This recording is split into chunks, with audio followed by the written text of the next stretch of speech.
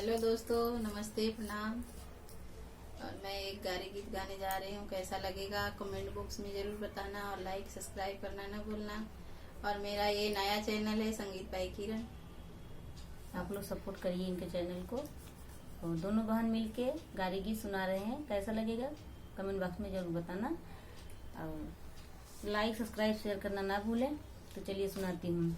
ससुरु का बहिना हेराई गईन हो, दिया ना लइके हेरई। ससुरु का बहिना हेराई गईन हो, दिया ना लइके हेरई। घरवा में हेरई दुअरवा में हेरई, घरवा में हेरई दुअरवा में हेरई। कोनवा में जाके लुकाई गईन हो, दिया ना लइके हेरई। घरवा में जाके लुकाई गईन हो, दिया ना लइके हेरई। बसरू का बहिना हेराई गईन हो, दिया ना लइके हेरई। बसरू का बहिना हेराई गईन हो, दिया ना लइके हेरई।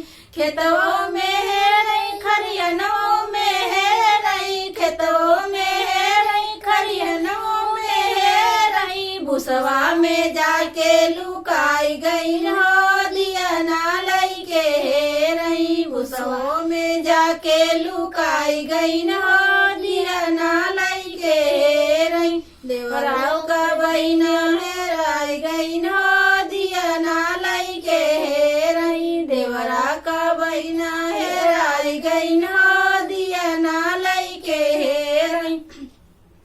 गौओं में हेरई बाजरियों में हेरई, गौओं में हेरई बाजरियों में हेरई। हलुवैया दुकनिया लुकाई गईन हो, दिया ना लइके हेरई। हलुवैया दुकनिया लुकाई गईन हो, दिया ना लइके हेरई। बर्फी